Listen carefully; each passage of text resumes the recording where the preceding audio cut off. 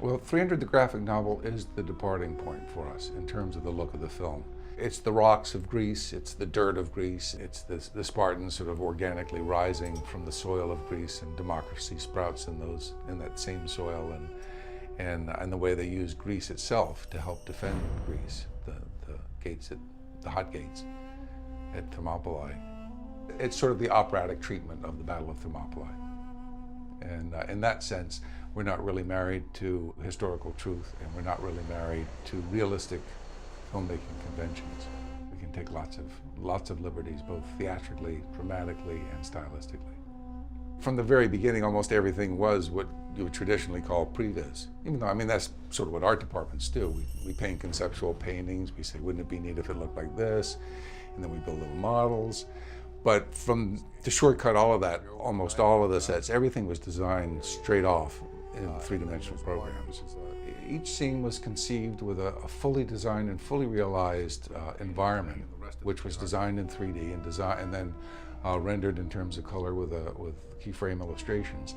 And then we all went through all of these designs and these illustrations and said, how little do we have to build?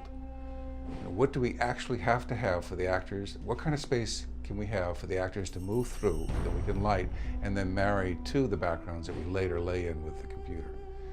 The way we're doing it is that we're in a large industrial space, and we've created foreground terrains, largely, aside from the realistic sets of Sparta and of Xerxes' tent. The rest of it are abstract terrains. And the way that we arrived at these abstract terrains is to look at all the action as Zack worded it, and look at the relationship of the actors to each other. Are they going uphill? Are they going downhill?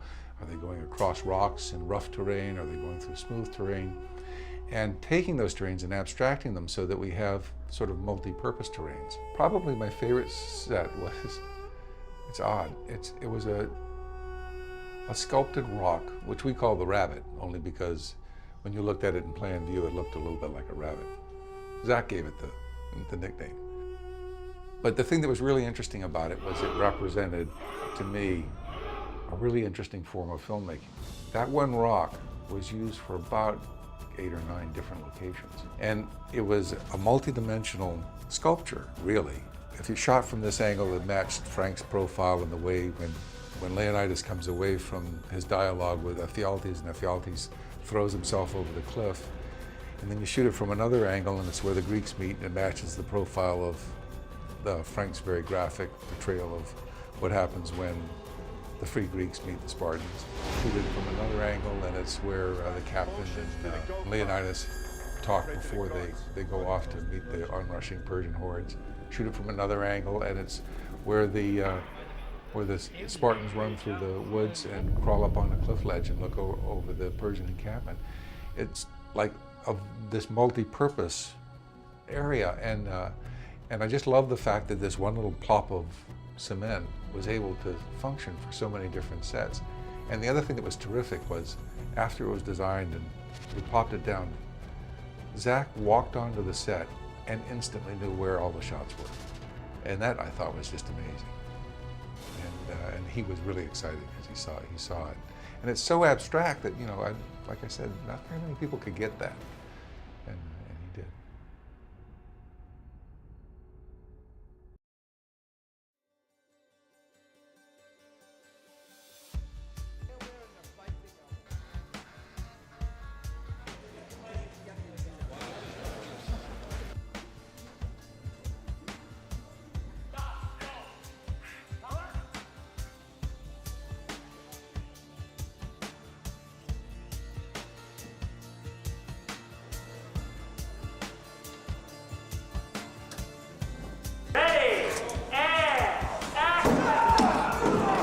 Approaching these designs, we really wanted to be as faithful to the comic book as possible. All of the imagery is incredibly inspiring and unique, and so we wanted to make sure that that all gets on camera. What made this job so interesting for me, it was like creating these characters from head to toe. So there's so many elements of these complex costumes. There's footwear that we've been developing ourselves, jewelry, accessory, hats, armor, drapery. There's so many different pieces of the puzzle that go together to produce the final costume. A good way of delineating between the two armies would be to keep the Greek army in these rich, beautiful, warm earth tones, sort of beaten bronze and crimsons and brown leathers. And the Persian army, contrary to that, would be in the cooler, what we call the peacock sort of colours, the exotic greens and blues and purples with lots of flashes of beautiful, rich gold. We chose really rough linens and fabrics for the capes that would flow beautifully. We wanted to use thick leathers and beaten sort of bronze materials, hammered, distressed things that would capture the sense that Frank has of like things that have been lived in and that are very rugged and raw. We made sure that our silhouettes have a slightly exaggerated graphic quality to them. The folds of all the drapery of the capes were very carefully positioned. The flow of the fabric was controlled to try and get beautiful sweeps of fabric like are drawn in Frank's comic. Obliteration! Just there, the barbarians huddle. And as they engage more and more in battle, the capes get more shredded, the color of the fading rises from the hem, and by the end they're much shorter, they're all chopped up, there's holes all the way through them, and they're splattered with blood and dirt. We have a workshop here of about 60 people that all have their own specialties and they all come together to create these costumes. The patina team, or the painting and distressing team, take it from a raw metal and leather and they paint it with these beautiful painted finishes to make it look like it's gone through heavy warfare. This is where we're assembling Leonidas' helmet. We're going to have 17 of them eventually to cover the different stages of deterioration. And we've developed a way of doing the crest which involves layers of feather and horsehair, which gives it a great sort of texture that the camera loves and makes it a little bit more unusual and more Frank Miller-esque. It has this great graphic quality that looks incredible on Jerry.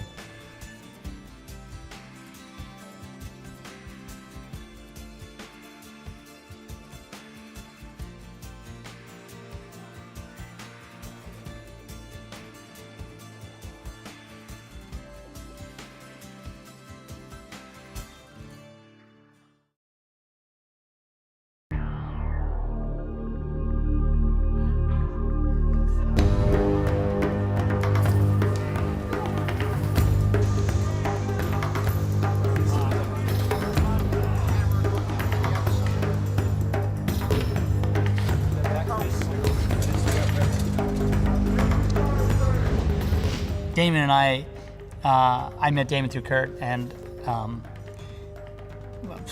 again, like about 8 years ago, and Damon used to train me, and I always knew he was like doing movies, and I mean, it's just amazing that it's worked out that now it's like he's like putting these fights together, and he's in charge of it, and it's just really cool because you know, he's just awesome at what he does. I mean, you know, he's a full instructor at the Inosanto Academy. He's like all the disciplines he knows, Kali and JKD, anything you can think of, he's fucking a master of it. Historically, there's really nothing that classifies or there's no record of the actual tactics that they use or the techniques.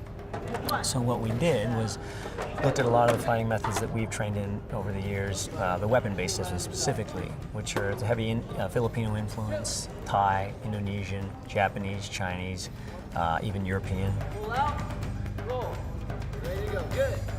We kind of had a look we wanted to do, how we wanted to do the two-man, kind of watching each other's back, and how Spartans fight as a unit together. We kind of took that idea and kind of just grabbed some things we liked from Kali, from our Screamer, from our Nice, from kickbox, from the other martial arts we know, and then kind of made some stuff up from there. Live blade techniques that have been performed over the years through a lot of the people we've trained with, who've actually fought live blade versus live blade, or spear or sword, and all these things throughout Southeast Asia. A lot of the arts we pulled from. Just tried to make a interesting blend with a combative base. And we just kept going back and forth between what he thought it was, what the comic book, what we think the comic book would have looked like if it was, you know, if it came to life. With the amount of battle scenes we have, I mean, Zack's one of those guys that leads from the front. So if he runs out of energy, we run out of energy. When you're doing battle scenes every day, running up and down the set, fighting every minute of the day, it helps to have a director that's very, very energetic about that. His physicality is it's priceless because he really understands what is possible, what's impossible, how long it takes to do certain action. It's very handy to have a director that understands action from a performer's point of view. It's priceless to have that connection with the director. Everybody learned together, improved, and got the style, and we became one, as we say, single, impenetrable unit. And I think that the action in this is going to be mind-blowing, and that came from Chad and Damon, who put me through so much, but gave me so much. He was talking about, well, I want to stop doing this, and I want to get on a routine for this, and he was just an all or nothing. He said, you know, as long as I get on this routine, you tell me what I need to do for the weapons training, or, you know, myself and Chad, or whatever regiment we put him on, he's focused, and he's been great. We had 6 weeks with the actors before we started principal photography. They lifted, they fought, they trained, they swung the swords, all as one. I mean, it wasn't a special training for the actors and for our guys and for the Canadian stunt guys. Everyone trained together. When you see some of the shots that Zack did, they're uncut. It's 45-second steady cam shots with a lot of them. I mean, the training paid off. I mean, they fight as a team. They train as a team.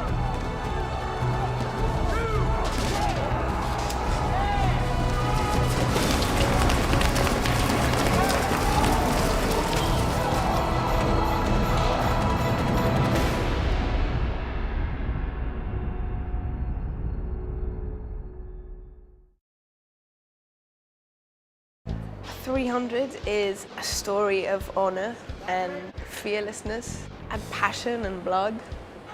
Faith, ultimately. Gorgo is the wife of Leonidas, Queen of Sparta, and they begin together, and then the boys have to leave because they all believe that they're doing the right thing for freedom. Lena's great. Lena she's a northern girl. She's from the north of England, so she's tough and she's down to earth, and she's wily, she's fun, she's strong, and that's exactly what Gorgo is. And she's beautiful, and when she's made up as Gorgo, then I mean it was. Back in Sparta. While her husband promotes anarchy and war. She goes through a bit of a journey herself.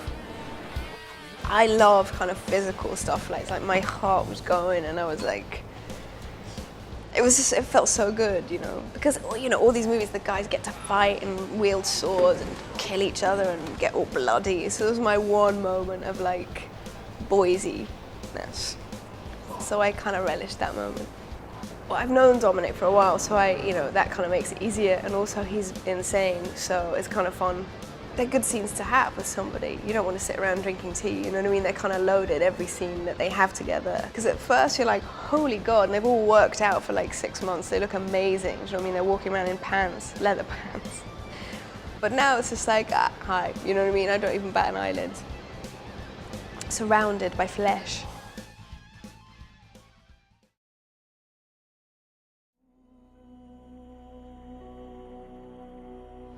The process of doing this has been, Frank's book, 300, is a beautiful book. It's a graphic novel. It's a piece of beautiful art.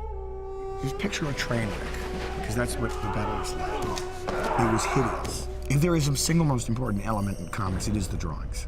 And it was very important to streamline the appearance of the characters. Frank's work is it is very Spartan-esque in its aesthetic. And visually, the book is stunning and strong. You have Sparta as a country, or a city-state, Greek city-state. And here comes this invasion from the north, 1 million men. They were basically saying, hey, this is my scrap of land, this is my wife, this is my town. I'm gonna fight for this because it's worth it. There's a long, worthy history of stylized violence. And there was no way to tell the story of 300 without it being amazingly good. For hundreds and hundreds of years, they were one of the paramount of the warrior culture at that time. Zack really wanted to make this movie, and no doubt many others were just dedicated to it. I met Zack, and he's kind of irresistible. He's really charming. Everybody has the one friend who's the great storyteller. For me, that's Zack. everybody's killing themselves in this thing to make it as accurate as possible, but accurate not in the sense of historical accuracy. They picked up on the stylization I brought to the drawing of it. So these Spartans are much more physical in their appearance than the real Spartans were. He was more concerned, obviously, presenting history in the correct light. But what he didn't want to do, and what he was very clear to Warner Brothers, is that he wanted to make a graphic novel version and Frank Miller's version of this battle. Frank, in his book, faces the same problems that we face when we make a movie. It's a graphic frame, right? It's a picture. You know, like, how do you know who the characters are? What about them is distinctive? What about this frame tells me that there's a million guys? What about this frame tells me that there's threat? What about this frame tells me that there's, you know, it's night? You're able to distill human emotion into physical action. So people aren't standing around giving speeches. Well, there are a couple speeches. How do I take that story and tell it in a moment-to-moment way? I would read a scene, and he would get very excited, and then he would read me something he wrote, and then I was like, oh, you know, he just raised the bar. So then I would have to like try to. There's kind of this lovely competitive creativity that was going on. Yeah, I saw a lot of the drawings and how much of it was based on the book, and I saw some of the models they've done for the characters. I go, look, the way Frank solved that problem was by doing this to the sky. The way Frank solved that problem was by doing this to the terrain. You know, we need to learn a lesson from that. And that's kind of how we've then sort of gone about trying to take that design and that world and put it, make it real, make it into this work. He has the ability to, as a storyteller, to trust his instinct and to believe that there really are no obstacles. And so that's what the script was. When I wrote the script, I just tried to get the book into script form. Remember this day, men, for it will be yours for all time!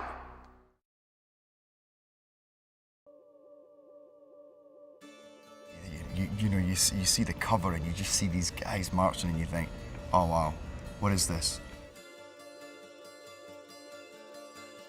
Essentially, it's a story of 300 Spartans. The king takes his elite force to save his nation, to fight, they say, the most massive army ever assembled.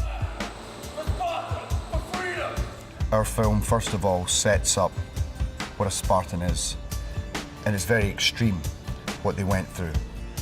And you see, there were no soldiers ever like these guys in the training, the endurance, and the toughness, and they have to go and do what is their dream, essentially, which is to die in the perfect battle. The king, who basically has to deal with, he wants to take a larger army there, but he has to deal with kind of outdated traditions and corruption within the council and the ephors, who I guess are like their Supreme Court. He realizes it's a decision he has to make on his own, and he has to take his best men and go and make a stand. It's not a documentary, it is a kick-ass story full of passion and politics and brutality and so many more things, you know, existing in this kind of hyper-real, beautiful, emotional world.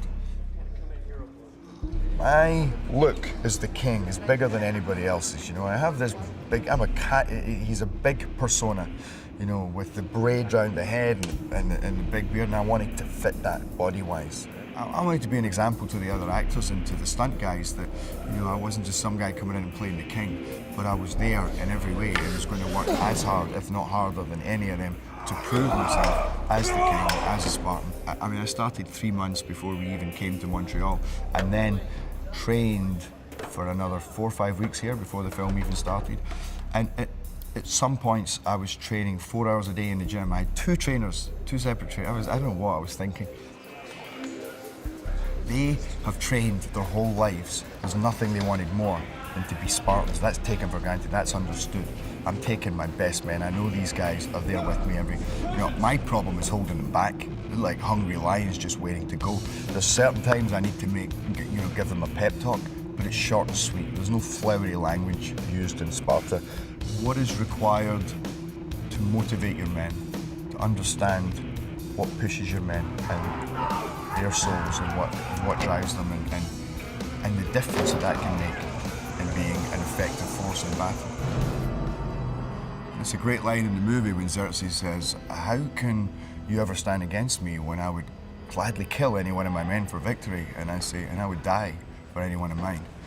And that, to me, is the essence of Leonidas, that he would die for any one of his men.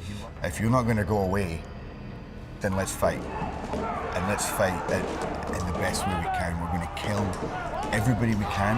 We're going to, we're going to take all the bodies, we're going to build mountains out of them, we're going to kill your messengers, that's what we're going to do. And we do it in a very brutal, ferocious way, and we love it. I often feel that we were killing them, we'd be quite happy to drink their blood, and,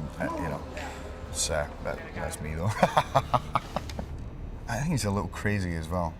I wanted to put a touch of madness in there. There's times when you just, I can't imagine people in other nations saying, "That Leo, he's a crazy dude, that guy, you don't want to mess with him, And at times I wanted to see a touch of that, where he's just like, the intensity is almost unbearable.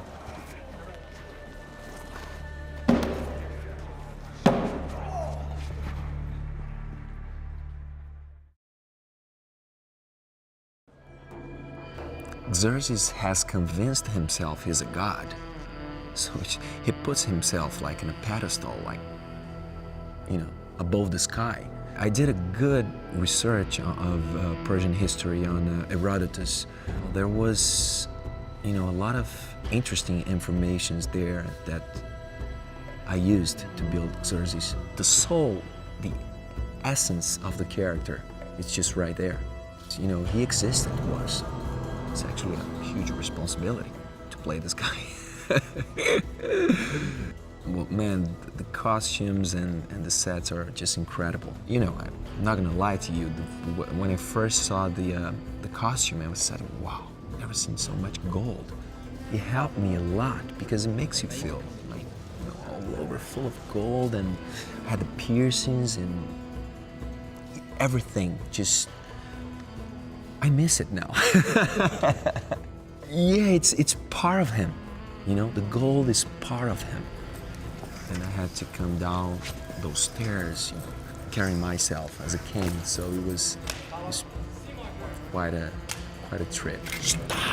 He totally believes he's like a living legend. So he doesn't even look at Leonidas as a, equal at all. He looks at Leonidas as a interesting creature. Why he's so powerful? Where does it come from? 3,000 tons of gold? That would make a difference, but he's just, he has a strong personality. He's like a spoiled kid.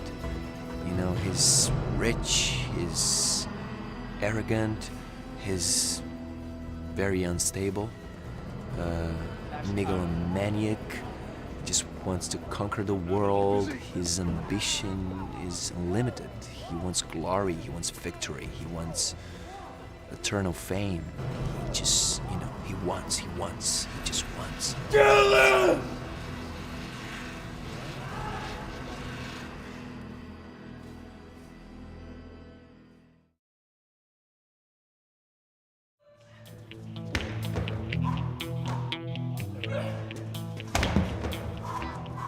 I'm interested in training guys that lay their fitness on the line. We put them under a lot of stress, both muscular and metabolic. I've seen people in tears, I've seen people vomit. So if you're not nervous before you train, think about it. That might be not hard enough. Passing through that sort of nervousness, getting into the workout, having it be as hard as you thought it was going to be, maybe even a bit harder, coming out the other side and realizing, I made it. Well, we're combining two different modes of exercise, and using the sprint starts to try and drive all the blood to the legs and get his heart rate and respiration up really high.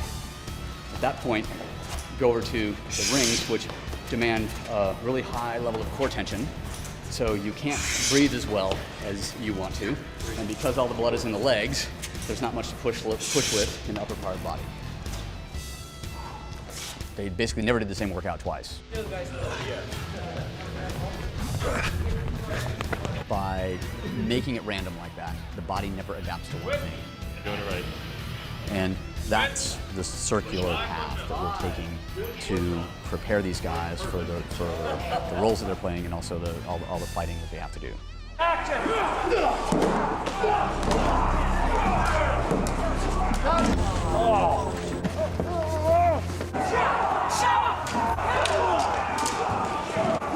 We're blending basically 3 different types of activities, combining gymnastic, metabolic, and lifting or throwing. Some of the guys needed to lose weight, some of the guys needed to put some weight on, some of the people just needed to be recomposed in a sense. That's right. No pain, no gain, no lapse.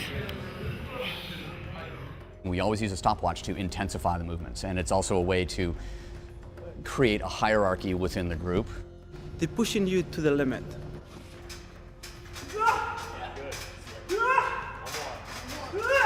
They come in looking a little bit soft, they get smashed. They come into the gym and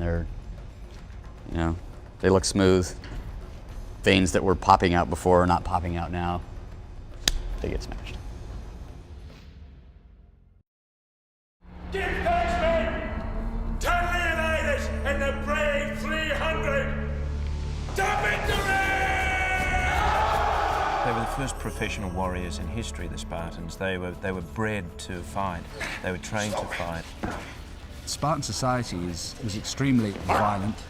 Basically, one Spartan decided to turn the whole of the city-state into a nation of almost like automaton soldiers. When they were training these young soldiers, they would go over the mountains to another city-state to murder someone from another city as part of their training. They were completely a battle culture because they were absolutely dedicated to warfare. But at the same time, they had an absolute code of honor on what it meant to be a Spartan. Out of this arose this heroic class that the world had never seen before. Those were the Spartans. It was a very extreme society. And what I love is they don't make excuses for that. They say, this is the way they were. And it was hard and it was tough, and they were shown nothing but pain their whole lives. To teach them endurance, to teach them to go through pain, to teach them fearlessness, and to teach them no mercy against their opponents. And the greatest honor in Spartan society was to actually die on the battlefield for Sparta. They fight as one, and that's what they were famous for as well. They didn't fight as individuals, they fought as a unit. The comradeship and respect and loyalty that these men had for each other, which was also explained through the action, that they didn't fight for themselves, they fought for the man next to them, they protected the man next to them. So your life was in their hands and their life was in your hands on a daily basis. That's how they trained. You know, they were forced to coexist together and to bond like that. All based on a true story. It's an incredible story which has been an inspiration to so many people throughout history. Essentially, they were a warrior race who managed to defend a very fertile piece of land for a great deal of time, which meant that they're obviously tough, tough nuts. This is Sparta!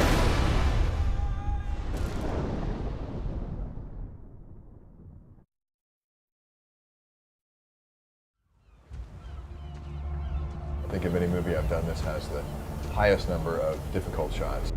In terms of the visual effects elements that we shot 8,631 visual effects elements. It's my record. Let me guess.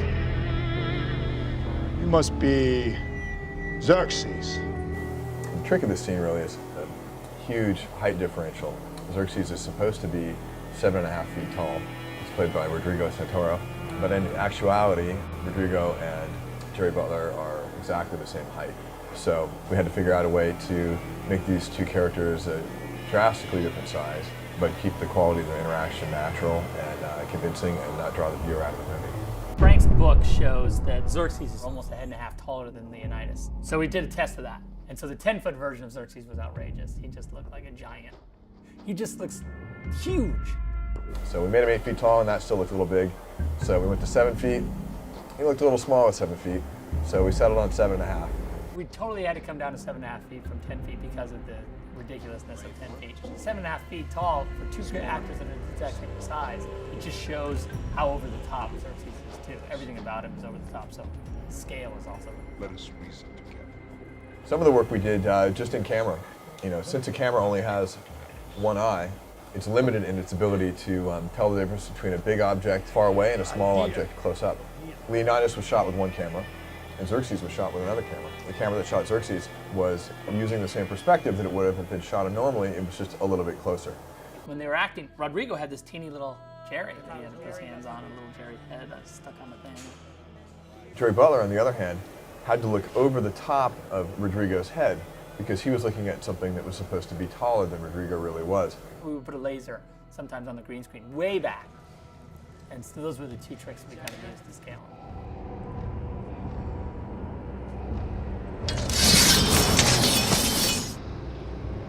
With the Wall of the Dead, if you look at Frank's drawing, it's almost like the bodies are like cresting like a wave, like washing down on it. And that was really, I think, the thing that was the biggest challenge. The challenge was to start the wall off as a big, vertical, intimidating element. So we started off doing a little bit of previs just to kind of get an idea of what Zack wanted to see in the movie.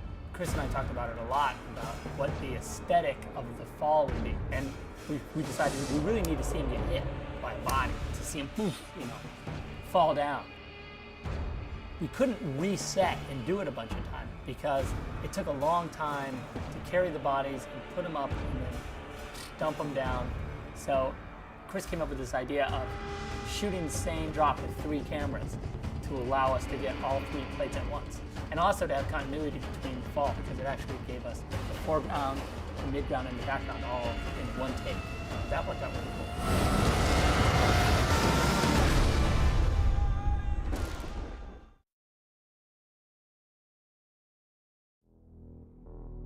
My company's Creature Effects, and that's really my expertise is creating creatures for film, and that's animals and monsters.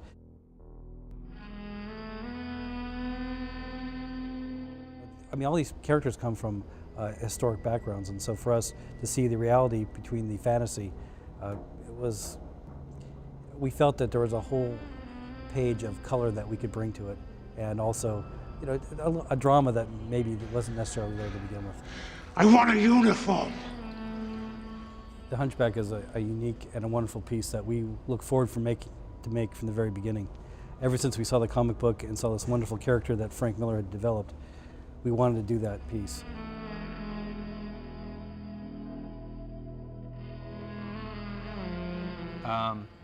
Yeah, the Hunchback was a very difficult makeup.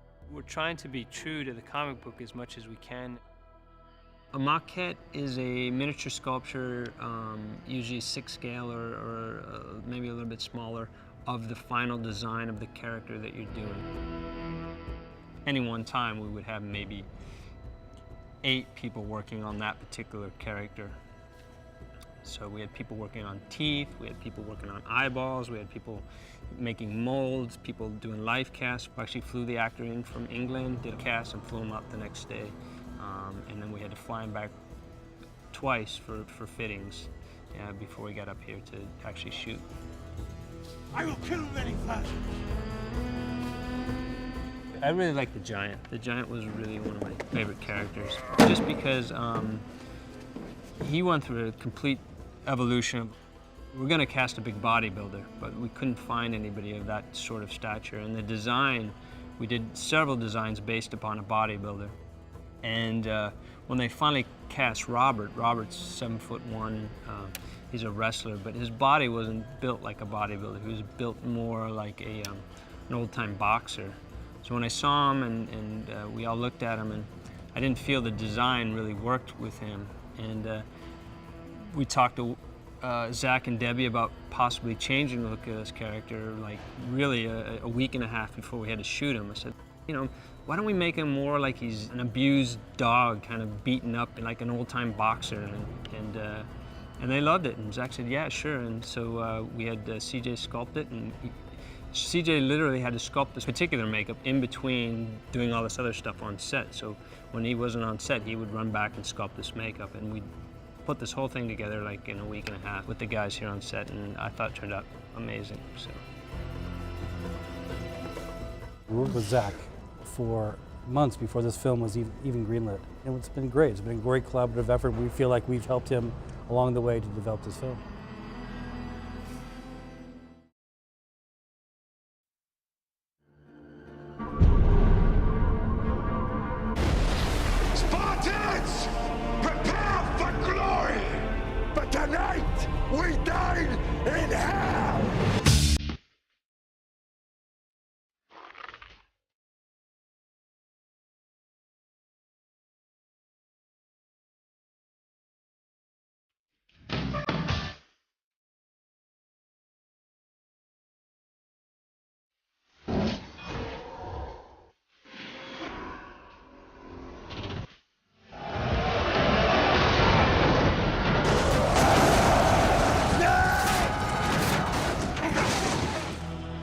The story of 300 is just about bravery in the face of impossible odds. In the face of not having a chance to win, you still do it. Boils down to just a bunch of guys saying, okay, we die for that.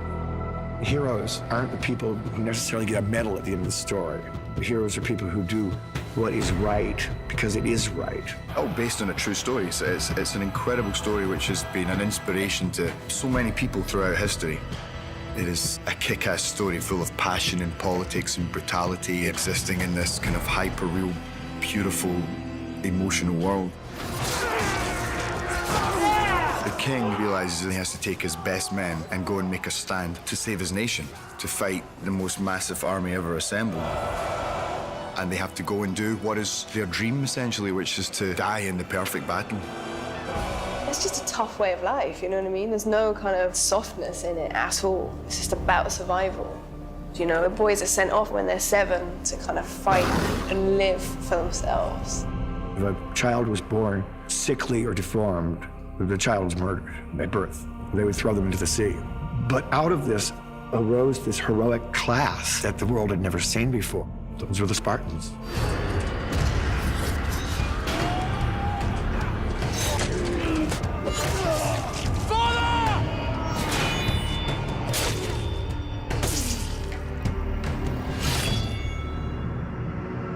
Let me guess. You must be Xerxes. Yours is a fascinating tribe. There's much our cultures could share. Well, haven't you noticed? We've been sharing our culture with you all morning. There's a simplistic way for this man to go. I would gladly kill any of my own men for victory. And I would die for any one of mine. Which is, we don't submit, we don't surrender, we don't retreat. If you're not going to go away, then let's fight. And let's fight in the best way we can. You know, they say, pray to the winds, trust in the gods. I'm not going to pray to the winds. There's a time to pray to the winds, and then there's a time to go and kick some ass. There was no way to tell the story of 300 without it being amazingly brutal.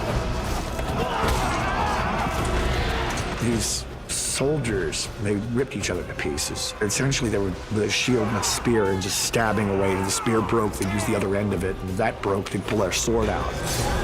It would have been absurd to have softened any of that. Frank's book, 300, is a graphic novel. It's a piece of beautiful art. You know, you look at it, and it's just like every frame is like a beautiful painting. For me, it was like, you wrote a graphic novel, how can I make that into a movie? Not make it into like a Hollywood version of a movie, but He wanted to make Frank Miller's version of this battle. Really, there's nothing in that comic book which you could actually photograph. Everything is completely over the top. It's done in a very distinctive comic book style. There's no camera in the world that you could use to photograph something that would belong in that book. the look development has been a big part of this process, and to try and make the movie look like something that is not commonplace in cinema. To me, it's like you go to the movies because you want an experience that's different from what you do every day. You want to be taken to a place that's different. And so for me, that's what we've been trying to do with 300 in every aspect, whether it's like landscapes or battles or action or architecture, everything in the way we've taken from what Frank did and we've said, okay, let's make that real, but let's not try and make it into a thing that you've seen.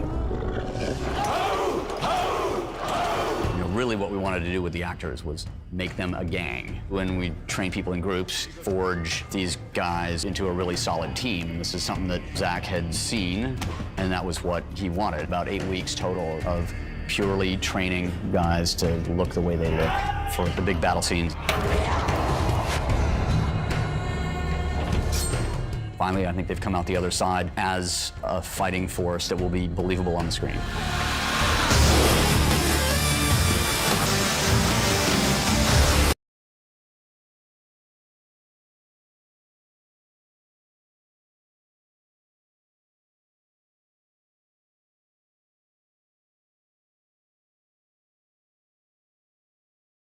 Know that free men stood against a tyrant, that few stood against many, and before this battle was over, that even a god king can bleed.